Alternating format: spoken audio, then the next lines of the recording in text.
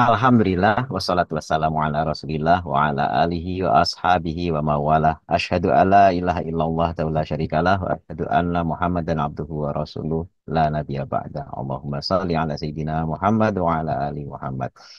Eh, Alhamdulillah pada siang hari ini kita akan belajar satu tema, ya, tema yang menarik sebenarnya karena memang kasus penyakit saraf, ya, kita akan bahas penyakit saraf. Penyakit saraf ini kadang-kadang kita nggak tahu ketika orang sakit itu ternyata yang sakit itu adalah sarafnya itu nggak tahu. Karena di masyarakat yang namanya penyakit saraf itu konotasinya adalah penyakit jiwa, gitu ya. Jadi seperti misalnya, oh ini orang ngomongnya ngaco, perilakunya begini begitu dan sebagainya. Oh ini sarafnya kena ini, gitu. Nah itu akhirnya yang namanya penyakit saraf itu konotasinya adalah penyakit yang menyerang kejiwaan. Nah, padahal sebenarnya yang kita akan bahas kali ini ya adalah penyakit saraf. Saraf dalam artian fisik, ya, fisik dalam artian bendanya ada gitu ya. Jadi ketika tubuh kita itu diautopsi itu ada pembuluh darah, ada saraf, kemudian ada kulit, ada lemak, ada daging dan lain sebagainya. Nah, saraf itu adalah bagian dari sistem di tubuh kita.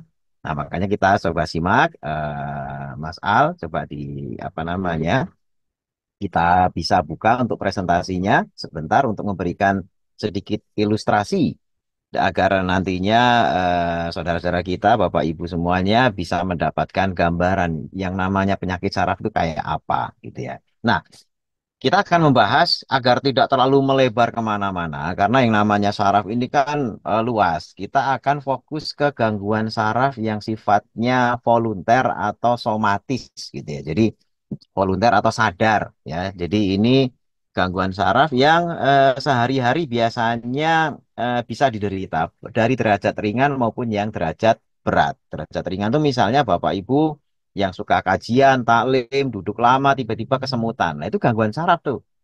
Ya, jadi, wah ini kok ngaji malah sarafnya kena. Ah, bukan, maksudnya bukan saraf kejiwaan di sini ya. Ngaji insya Allah hatinya jadi tenang. Tapi kakinya kalau kena apa namanya tadi yang dimaksud sarafnya kena, itu adalah penyakit saraf kesemutan. Nah, kesemutan atau neuropati perifer. Nah, itu kita akan bahas nih. Artinya ini memang secara fisik ya, bukan secara kejiwaan. Karena nggak ada orang ngaji kok tiba-tiba jadi kena sakit saraf gitu. Dalam artian kejiwaan nggak ada. Insya Allah dengan ngaji gitu ya. Apalagi kita menggali ilmu seperti ini malah tambah ilmu. Selanjutnya, Mas Al. Ya, jadi saraf somatis atau saraf apa namanya volunter ini akan apa namanya mensarafi dari ujung rambut sampai ujung kaki, ya, dari ujung rambut sampai ujung kaki. Nah, tubuh kita itu memiliki susunan saraf gitu ya, susunan saraf di mana ada susunan, nah apa namanya, susunan saraf kita itu dari otak, kemudian tulang belakang, kemudian sampai ke perifer. Nah, ini perlu kita pahami dulu susunan saraf ini. Kenapa? Karena dengan paham kita jadi tidak terjebak oleh hoax gitu ya. Karena kalau kita ini terjebak oleh hoax gitu ya, adanya info-info yang tidak benar, apalagi sekarang informasi membanjir ya dari TikTok, dari FB, dari apa Instagram, dari mana-mana, itu tiba-tiba ngasih saran-saran yang nggak benar. Belum lagi tetangga. Nah, jadi kalau ada satu penyakit,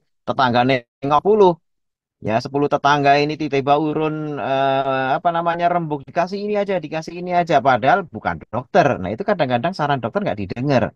Nah untuk itu kita perlu mempelajari agar punya filter. Oh, saran tetangga yang ini bisa nih didengar, yang ini nggak usah gitu ya. Itu kita belajar di sini. Nah, susunan saraf manusia itu ada pusat dan perifer. Nah tadi sudah saya katakan kita hanya akan membahas yang perifer, itu pun yang saraf sadar, ya, bukan yang tak sadar. Tak sadar itu saraf otonom, karena memang Allah Subhanahu wa taala itu mengaruniakan tubuh kita itu ada bagian yang bisa kita kendalikan, ya, seperti kita mengangkat tangan ketika sholat, ya, ruku, sujud, duduk, itu yang kita kendalikan. Mencium bau, ya, merasakan panas, dingin dan lain sebagainya itu kita kendalikan. Tapi kalau yang tidak dikendalikan, nah ini kita tidak akan bahas. Contohnya seperti misalnya gerakan usus, yaitu gerakan otomatis, gerakan peristaltik, ya, kemudian gerakan jantung, di mana berdenyut, ya, kemudian tekanan darah, angka tekanan darahnya 150, aduh kok tinggi. Nah, terus kita ngontrol, ya udah saya turunin, nggak bisa gitu ya, karena memang itu bukan di kendali kita, denyut jantung. Kemudian nafas itu pun sama. Nah, makanya ini kita hanya saraf sadar di mana di situ disebutkan gitu ya 12 pasang saraf tepi kranial. Jadi ada 12 kranial dan juga ada 31 pasang saraf tepi spinal. Jadi ada kranial gitu dari otak gitu ya, tapi dia ke tepi. Ke tepi itu ke bagian perifernya. Kemudian ada yang spinal. Ya, dari spinal itu 31, kalau kranial 12. Selanjutnya, Mas Al.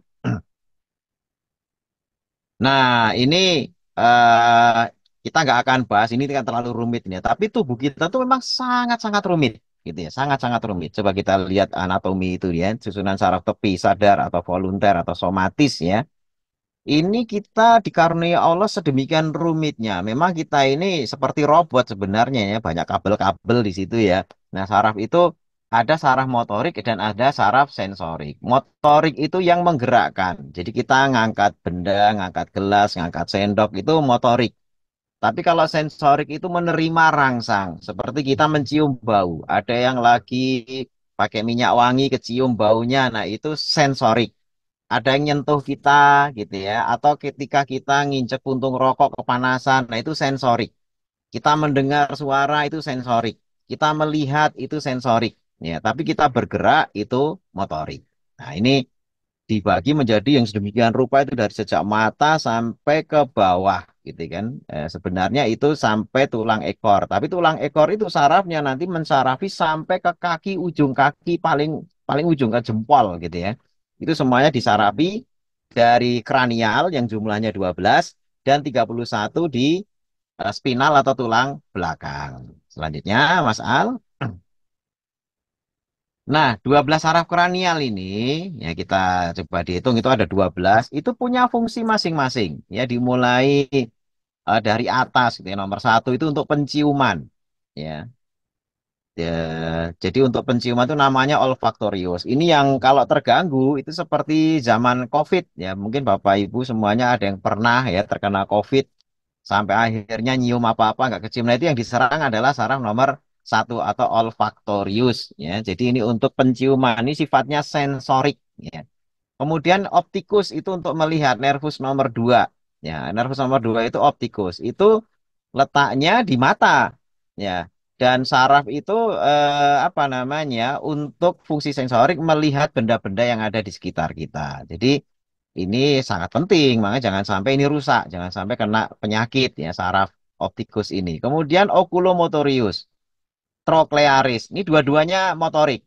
Ya, semuanya ada di mata, yang sifatnya ngontrol apa namanya penglihatan. Jadi untuk bergeraknya mata, kiri, kanan, atas, bawah, samping, ya kayak 8 mata angin itulah. Kalau mata angin utara, selatan, timur, barat, barat daya, barat laut, timur laut, kemudian tenggara. Nah, itu pergerakan mata itu diatur oleh saraf oculomotorius yang ketiga dan troklearis ya. Kemudian saraf nomor 5. Nah, ini bisa motorik, bisa sensorik. Ya, kalau oculomotoris itu motorik karena menggerakkan. Tapi kalau trigeminus itu bisa motorik atau sensorik. Ya, karena terkait sama kerongga mata. Kemudian maksila, kita maksila itu rahang atas, ya, itu untuk sensorik, merasakan sesuatu, ya. Kemudian mandibularis itu rahang bawah, itu juga untuk merasakan dan juga untuk menggerakkan. Kalau yang maksilaris itu nggak ada motoriknya, karena rahang atas kan nggak bergerak, ya. Tetapi kalau mandibularis rahang bawah itu motoriknya ada, karena untuk mengunyah. Jadi mengunyah itu rahang atas diem sebenarnya, yang gerak adalah rahang bawah. Kemudian abdusen nomor 6 itu motorik.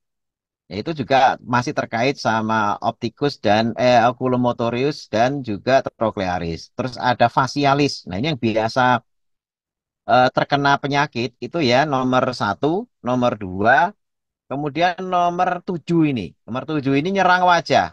Ya, biasanya kan orang stroke.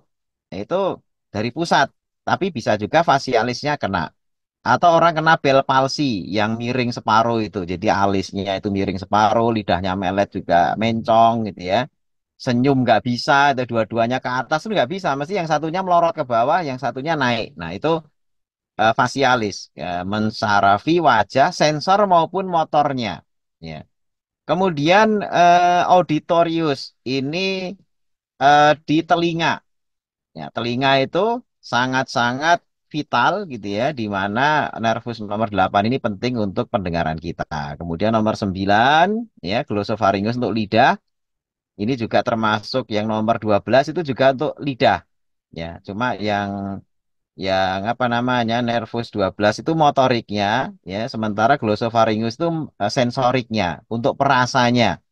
Ya, tapi kalau untuk hipoglossus itu untuk penggeraknya. Kemudian untuk nervus vagus ini yang 10 namanya vagus itu pengembara. Vagus itu bahasa ini namanya pengembara. Pengembara maksudnya apa? Kalau tadi kan hanya mata, telinga, kemudian apa namanya maksila dan lain sebagainya. Ini kalau nervus vagus ini kemana-mana, ya. Bisa ke jantung, bisa ke lambung, bisa ke usus, gitu ya, bisa ke kerongkongan. Jadi di mana-mana nervus vagus ini nomor 10 ini. Kemudian ada nervus nomor 11 yang namanya aksesorius. Ini motorik di leher gitu. Jadi kita gerakin kepala kiri, kanan dan lain sebagainya itu nervus aksesorius. Nah, ini adalah 12 saraf kranial. Jangan sampai rusak. Kita jaga gitu ya. Terutama lah kalau sudah sepuh pendengaran berkurang, itu sebenarnya bukan sarafnya. Bisa juga kelainan saraf. Tapi rata-rata kalau yang sepuh itu kelainan di membrannya. Ya, itu namanya bukan bukan tuli sensorik ya. Kalau sensornya masih bagus, hanya di membrannya seringkali sudah sepuh itu sudah tidak lagi apa namanya bagus. Nah, berikutnya kita akan bahas 31 saraf apa namanya spinal. Ya, spinal itu ada di tulang belakang kita. Mas Al, silakan di. Nah, ini ada 8 di leher, 12 di punggung, 5 di pinggang, ya 5 di panggul, dan 1 di ekor. Ya, jadi 8 di leher itu nanti mensarafi sensorik maupun motorik di area tangan, pundak, gitu. Jadi kalau ada yang terganggu di saraf lehernya, yang lumpuh dan terganggu perabanya itu adalah di tangan. Misalnya di bagian leher kan ada tuh maaf kasus kriminalitas, ada yang dibacok lehernya gini, tapi enggak ya nggak apa-apa, cuma di sini kebacok gitu. Ya. Itu tangan bisa lumpuh karena saraf yang ada di apa namanya pundak ini ada saraf, ada plexus brachialis di situ yang isinya memang nantinya akan mensarafi ujung-ujung jari kita gitu ya, perabanya dan sebagainya. Jadi ketika itu putus, yang ngeraba juga nggak kerasa. Padahal kalau orang buta, huruf braille itu masih bisa dibaca dengan ujung-ujung jari. Nah itu kalau di nomor servikalnya ini masalah, wah itu nggak bisa ngeraba lagi gitu ya. Atau tiba-tiba jatuh kepalanya ketekuk. Nah di sininya ada jepitan saraf di leher. Itu huruf braille nggak kebaca karena ujung apa sensor tangan kita itu apa namanya nggak bisa meraba gitu kan. Nah kemudian juga di 12 di punggung. Ya, di punggung ini terkait sama dada. Ya, otot dada, kemudian otot apa mendekati perbatasan torak diafragma gitu ya.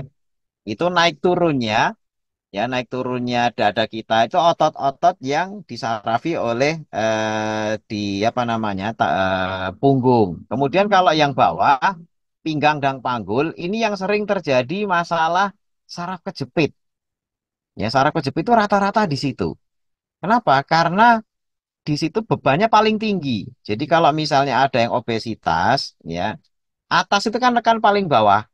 Ya, jadi kalau misalnya berat badan itu 90 misalnya, maka ya sekitar 70%-nya sampai 80%-nya itu apa di istilahnya disangga oleh tulang-tulang bawahnya itu sehingga terjadi kompresi atau jepitan atau tekanan. Nah, itu nanti kejepit di situ. Nah, makanya ini harus diperhatikan gitu ya agar jangan sampai terjadi saraf kejepit. Nah, saraf kejepit salah satunya kalau tidak kecelakaan, salah satunya adalah karena berat badan. Selanjutnya, nah ini kita membahas penyebab sakitnya. Tadi sedikit sudah saya urai ya. Setidaknya pertama cedera. Ya cedera tadi kebacok, kecelakaan, ya, kemudian jatuh terduduk, itu bisa menyebabkan gangguan saraf. Yang kedua keracunan ini dari makanan, seperti makan ikan yang mengandung merkuri. Ya, kemudian ada arsen yang kemarin agak viral ya karena kalau yang dosisnya tinggi arsen itu mematikan, tapi kalau yang dosisnya nggak terlalu tinggi nggak mati tapi terus meracuni saraf. Ya, kemudian CO, karbon monoksida ini biasanya di rokok. Ya, perokok itu bisa merusak saraf juga kemana-mana gitu kan. Makanya bisa nanti kejadian-kejadian persarafannya terganggu dari rokok itu bisa karena mengandung karbon monoksida. Kemudian dari infeksi herpes, herpes itu terjadi gumpalan apa namanya kayak anggur-anggur itu yang kayak luka bakar itu. Nah, begitu hilang nyerinya itu malah muncul karena sebenarnya nyeri yang paling bahaya dari herpes itu bukan ketika sakitnya. Kalau pas sakit wajar lah orang, oh ini masih lepuh sakit. Tapi begitu lepuhnya hilang, itu malah justru nyerinya lebih hebat. Bisa 10 kali lipat lebih nyeri daripada ketika masih ada lesinya. Jadi kulitnya udah mulus, nggak ada apa-apa, tapi nyerinya hebat. Nah, itu yang masalah itu adalah sarafnya. HIV itu sama. Hepatitis. Nah, hepatitis itu menyerang ke liver. Ini juga bisa merusak saraf, gitu kan. Termasuk juga meningitis. Nah, kalau ini infeksi di apa lapisan selaput, ya selaput di persarafan pusatnya itu nanti bisa mengganggu juga ke saraf tepinya. Kemudian degeneratif karena usia, Parkinson yang tangannya gemeteran kayak dulu apa namanya petinju Muhammad Ali atau siapa itu tokoh Yasir Arafat itu kena Parkinson itu karena saraf juga gerakannya nggak terkontrol. Harusnya kan bisa ngontrol karena kan ini saraf sadar. Tapi karena gara Parkinson dia punya gerakan nggak sadar gemeteran terus gitu ya. Kemudian Alzheimer, Alzheimer itu menyerang memori, ya memori jadi pikun, pelupa, gitu kan. Jadi apa yang sudah tersimpan memorinya di otak maupun di tangan, di organ yang lain itu sudah tiba-tiba kayak hilang, ya. Kemudian nutrisi atau defisiensi kekurangan nutrisi. Ini yang tadi kita singgung ketika ngaji kok tiba-tiba kena saraf tadi itu maksudnya adalah defisiensi vitamin B. Biasanya nyerang ketika kita sedang apa? Duduk ditekuk. Nah, ketika ditekuk itu kalau kurang nutrisi, biasanya aliran nutrisi ke ujung-ujung saraf itu terganggu. Ya, akhirnya ujung-ujungnya adalah kekurangan nutrisi. Ya, karena kekurangan nutrisi, saraf itu teriak. Ya, tolong dong saya dikasih makan. Nah, teriakannya dalam bentuk kesemutan, gitu ya, bahasa kita kesemutan atau kebas, gitu ya, atau rasa nyeri dan sebagainya. Itu gara-gara kekurangan vitamin B ya, B1, B kompleks lah, ya semua vitamin B itu rata-rata kerjanya itu di saraf.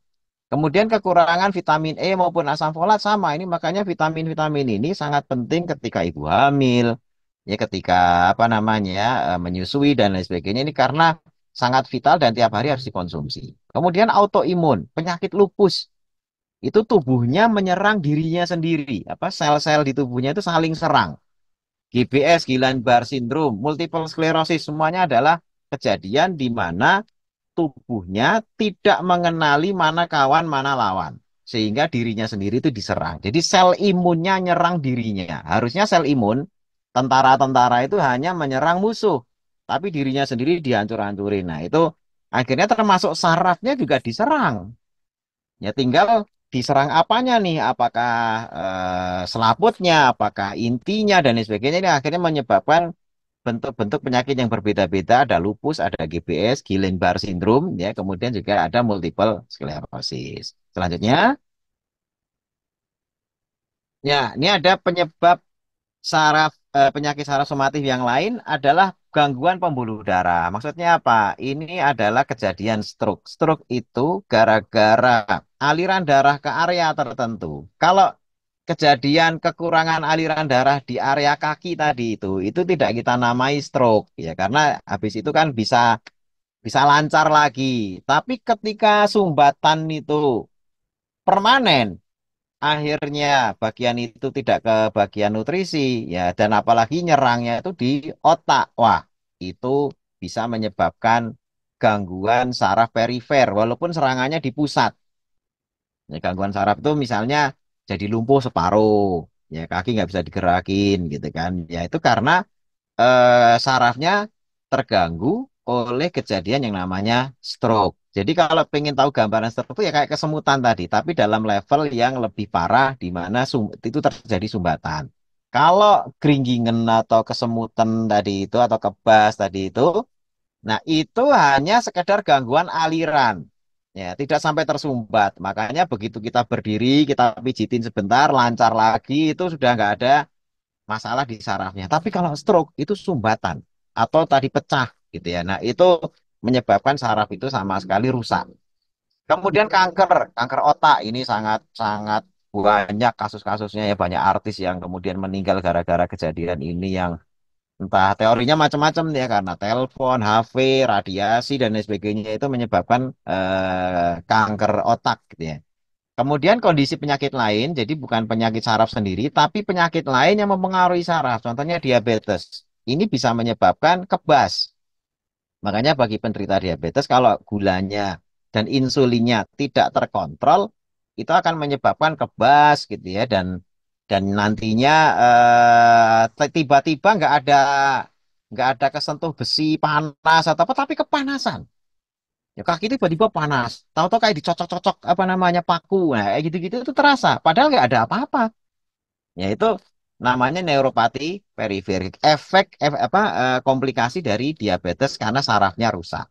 Ya, kemudian penyakit bawaan. Nah, ini memang lahir sudah dalam keadaan cacat. Seperti kasus anencefali. Anencefali itu bayi lahir tidak memiliki tempurung otak misalnya atau gangguan saraf yang lainnya di tulang belakang ataupun di alat gerak kayak CTEV misalnya itu nanti sarafnya juga akan rusak. Berikutnya, nah pengobatannya karena sekian banyak apa namanya sebab itu akan ditangani menurut sebabnya. Kalau cederanya parah, maka bisa dengan herbal, obat-obatan, plus mungkin tindakan. Ya, tindakan operasi dan lain sebagainya. Setelah dioperasi, nanti lifestyle-nya juga diperbaiki, menyesuaikan dengan fisioterapi dan lain sebagainya. Tapi ada juga yang ringan. Yang ringan itu seperti sudah mulai nih gejala saraf kejepit. Nah, kenapa? Oh iya, ternyata berat badan 1 kuintal lebih misalnya sehingga akhirnya obes gitu kan. Nah, itu bisa dengan perubahan lifestyle ya dengan menjaga makan dan sebagainya, penurunan berat badan. Itu nanti pelan-pelan kompresi atau tekanannya itu akan berkurang yang menyebabkan jepitannya juga akan lepas. Nah, jadi saraf kejepitnya bisa tidak lagi kejepit karena yang menjepit itu kan karena tekanannya gitu kan. Nah, jadi ini bisa dengan herbal, lifestyle, obat maupun tindakan operasi dan fisioterapi. Nah, kalau herbal yang paling bagus untuk otak kalau di negeri kita ya itu adalah pegagan atau Santhela asiatica. Ya, sementara ini dikatakan sebagai ginsengnya, ya, ginsengnya orang Indonesia itu karena khasiatnya bahkan lebih bagus daripada ginseng kan kalau Korea itu terkenal negeri ginseng. Nah, ini kekuatannya seperti ginseng, tapi lebih hebat karena ini tidak hanya stimulan, tapi juga sekaligus untuk memori, untuk kognitif, ya, kemudian juga untuk apa nama koordinasi dan sebagainya. Ke otak itu bagus, yang namanya pegagan ini. Kemudian juga ada kunyit, ya. Dalam kunyit itu mengandung kurkumin. Nah, ada yang mengandung kurkumin tidak hanya kunyit, ada temulawak juga itu mengandung kurkumin. Kurkumin itu bisa untuk antidepresi, ya bisa untuk inflamasi saraf, ya bisa juga untuk gangguan-gangguan saraf perifer seperti neuropati dan sebagainya itu bisa. Ya. Kemudian juga pada yang defisiensi vitamin B tadi itu bisa pakai madu. Nah, hanya kalau neuropati perifernya karena diabetes, yaitu tolong dibatasi. Karena takutnya nanti malah gula darahnya makin tinggi, yang malah memperparah neuropatinya. Jadi harus diperhatikan sebab neuropati perifernya, gitu ya. Tapi kalau karena defisiensi besi, ya bisa menggunakan herbal-herbal yang kandungan vitamin B-nya itu lumayan, seperti hilbah juga bisa dipakai. Habatus sauda itu vitamin B-nya juga ada di sana gitu kan. Itu semuanya adalah herbal-herbal yang bisa kita konsumsi untuk support bagi perbaikan kasus saraf. Termasuk juga ada sambiloto. Nah, sambiloto itu untuk autoimunnya. Contoh seperti tadi multiple sclerosis. Itu pakai sambiloto juga bagus. Ya. Habatus sauda untuk autoimun. Loh, bagus juga, apalagi dikombinasi antara sambiloto dan habatus sauda. Untuk kasus autoimun bagus banget gitu ya. Nah, itu jadi terapinya kita tidak bisa jelasin, oh ini untuk ini kan nanti kepanjangan. Jadi secara prinsip masing-masing memiliki terapi sesuai dengan sebabnya. Selanjutnya, sebagai penutup. Nah, jadi sebagai rangkuman tadi sudah disampaikan saraf sadar atau volunter atau somatis karena kita tidak membahas saraf yang non volunter gitu ya, atau involunter. Jadi ada 12 saraf kranial dan 31 pasang saraf spinal. Nah, gangguan saraf itu bisa disebabkan banyak faktor yang tadi cedera, infeksi dan lain sebagainya dan penyembuhannya berdasarkan sebabnya. Gitu kan. Terapi ya, tadi sekali lagi bisa dengan herbal, kalau ringan hanya herbal aja cukup, nggak perlu obat. Ya, kalau perlu obat itu harus dengan dokter. Ya, jangan membeli obat sendiri, itu nanti malah keracunan. Karena racun di tangan ahlinya jadi obat, tapi obat di tangan bukan ahlinya jadi racun. Nah, itu yang harus harus kita garis bawahi ya. Kemudian perbaiki lifestyle-nya dan juga tindakan itu kalau misalnya diperlukan agar nantinya bisa dikoreksi, direposisi gitu ya dengan tindakan apakah operasi atau fisioterapi. Demikian Mas Al, sedikit ringkas yang perlu saya sampaikan. Mungkin setelah ini bisa kita buka untuk sesi tanya jawab.